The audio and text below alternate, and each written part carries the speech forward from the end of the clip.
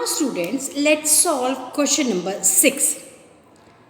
Salil wants to put a picture in a frame. अब सलील जो है एक फ्रेम के अंदर एक पिक्चर लगाना चाहता था. The picture is 7 integer 3/5 centimeter wide. अब पिक्चर जो थी उसकी जो विड्थ थी वो 7 integer 3/5 सेंटीमीटर थी. ठीक है. To fit the frame, the picture cannot be more than 7 integer 3/10 centimeter wide. अब जो फ्रेम जिस फ्रेम में वो लगाना चाहता था उस फ्रेम की विड्थ थी 7 integer 3/10 centimetre.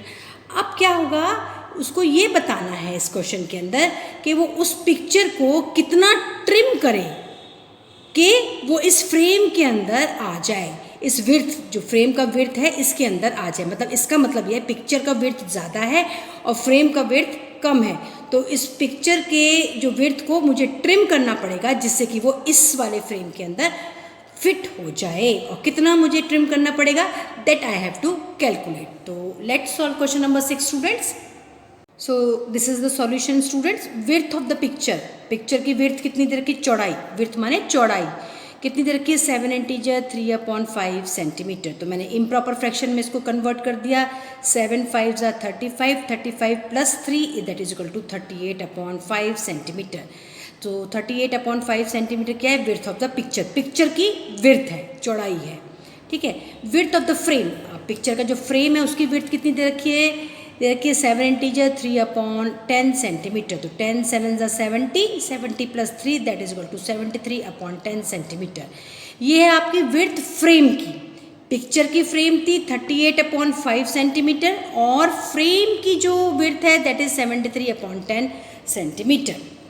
The picture has to fit in the frame. It is already given that picture has to be fit in the frame. So picture to be trimmed.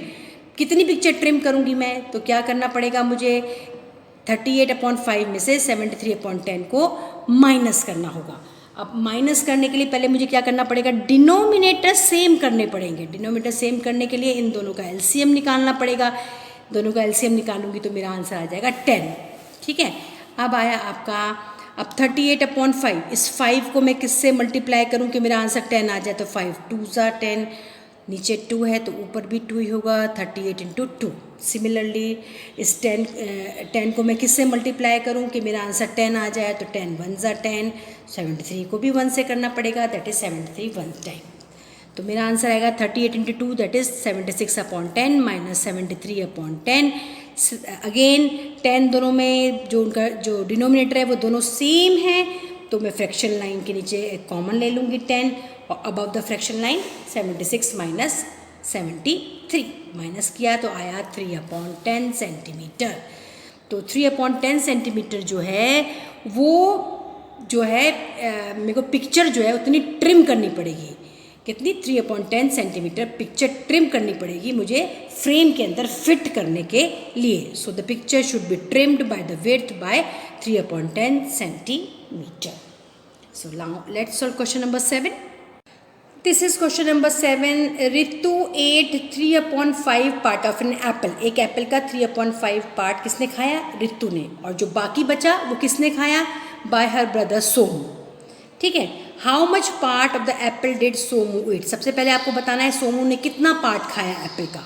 और who had the larger share, किसको share ज़्यादा बड़ा मिला, मतलब किसने ज़्यादा खाया Apple. और बाय हाउ मच, कितना ज़्यादा खाया, वो भी हमें फाइंड करना है. तो this is solution 7 student. Part of apple ate by Ritu that is equal to 3/5 part. कितना खाया रितु ने, 3/5 part. Remaining part of apple ate by Somu, जो बाकी बचा वो सोमू ने खाया. तो मतलब 1 में से माइनस करूँगी मैं अगर एप्पल को पूरा मानती हूँ तो पूरे एप्पल में से 3/5 पार्ट तो किसने खाया था, रितु ने. तो 1 में से माइनस करूँ, जितना बचेगा वो किसने खाया, सोमू ने. तो 1 माइनस 3/5. अगेन इस 1 और 5 का मेरे को एलसीएम लेना पड़ेगा. एलसीएम कितना आएगा, एलसीएम इज इक्वल टू आपका आएगा इज इक्वल टू 5. तो अगेन 1/1 को, ये 1/1 को, जिस 1 को मैं किससे मल्टीप्लाई करूँ कि मेरा आंसर 5 आ जाए, तो 5 ही होगा. ऊपर भी 5 ही लिखा होगा, माइनस 3/5. इस 5 को मैं किससे मल्टीप्लाई करूँ कि मेरा आंसर यहाँ पर 1 आएगा. 1 आएगा, रॉन्ग लिखा था मैंने, यहाँ 1 आएगा. तो 3/5, इस 5 को मैं किससे मल्टीप्लाई करूँ कि मेरा आंसर 5 आ जाए, तो वो है 1। तो नीचे 1 है तो ऊपर भी 1 ही आएगा, ठीक है। So 1/1 multiply by 5/5 minus 3/5 multiply by 1/1, ठीक है, पार्ट। तो दैट इज इक्वल टू 1 इज मल्टीप्लाइड बाय 1 इज मल्टीप्लाइड बाय 5 1 इज मल्टीप्लाइड बाय 5 5/5 माइनस 3 1 ज़ा 3 5 1 ज़ा 5, दोनों में नीचे डिनोमिनेटर 5 आ गया, तो 5 मैंने कॉमन ले लिया इधर, ऊपर above the fraction line 5 minus 3 that is equal to 2/5।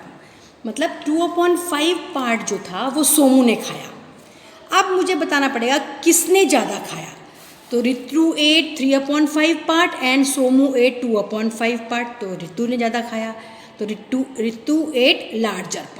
अब कितना ज़्यादा खाया वो मुझे कैलकुलेट करने के लिए उनको माइनस करना पड़ेगा, that is equal to 3/5 minus 2/5, again 5 common, 3 minus 2 that is equal to 1/5। So Ritu ate 1/5 part of apple more than Somu, and this is the answer of question number 7. Let's solve question number 8. This is the last question of this exercise, student. So Manoj finished coloring a picture in 7/12 hours. तो 7/12 hours में मनोज ने colouring करना था picture का, वो ख़त्म किया। Vaibhav finish colouring the same picture in 3/4 hours, और वैभव ने 3/4 hours लगाए सेम पिक्चर को कलर करने के लिए। हु वर्कड लॉन्गर, किसने ज़्यादा काम किया, that we have to calculate by what fraction was it longer, और कितना ज़्यादा उसने काम किया ये हमें फाइंड आउट करना है। So this is the solution of question number 8, students. Time taken by Manoj to color the picture, that is equal to 7/12 hours. This is already given in the question कि मनोज ने कितना लिया समय colour करने के लिए पिक्चर, 7/12 hours, और time taken by Vaibhav to colour the picture that is equal to 3/4 hours। Vaibhav ने कितना समय लिया, 3/4 hours। अब ये है 7/12 और ये है 3/4, तो मुझे क्या करना पड़ेगा, मुझे अगर कंपैरिजन करना है कि कौन ज़्यादा काम कर रहा है कौन कम काम कर रहा है, तो मुझे कंपैरिजन करना है अगर, तो मुझे कंपेयर करने के लिए क्या करना पड़ेगा, इनको इनके डिनोमिनेटर को सेम करना होगा। तो क्या करूँगी मैं, 3/4 इस 4 को के डिनोमिनेटर को मैं सेम करूँगी 12 जितना मैं करूँगी, तो उसके लिए हमें क्या करना होगा कि मुझे इन दोनों का जो डिनोमिनेटर्स है उनका एलसीएम लेना होगा। तो एलसीएम क्या होगा, 12 और 4 का एलसीएम क्या होगा, 12 ही होगा, इज़ 12। तो एलसीएम ऑफ 7/12 एंड 3/4 इज़ 12, मतलब 12 इसका 12 और 4 का एलसीएम जो होगा इज़ 12, और 4 का एलसीएम कितना होगा, 12 होगा। अब मैं क्या करूँगी, ये 3/4 इस 4 को मैं किससे मल्टीप्लाई करूँ कि मेरा आंसर 12 आ जाए। तो 4 3 ज़ा 12 और 3 3 ज़ा 9। अब क्या हुआ, मेरा ये 3/4 किस में कन्वर्ट हो गया, 9/12 में। और इधर भी देखिए ये 7/12 में भी 12 जो है मेरा डिनोमिनेटर है, और इधर 9/12 में भी 12 मेरा डिनोमिनेटर है, दोनों का सेम डिनोमिनेटर हो गया। तो अब मैं कंपेयर कर सकती हूँ। नाउ 7/12 आवर्स जो है दैट इज़ स्मॉलर, 7/12 आवर्स जो हैं वो छोटे हैं 9/12 आवर्स से। तो इसका मतलब क्या हुआ, वैभव वर्क लॉन्गर देन मनोज, क्योंकि वैभव ने कितना काम किया था, 9/12 hours.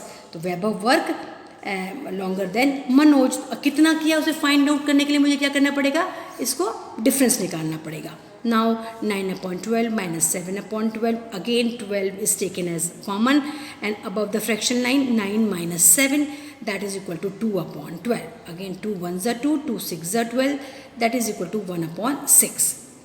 Therefore Vaibhav worked 1/6 hour longer than Manoj.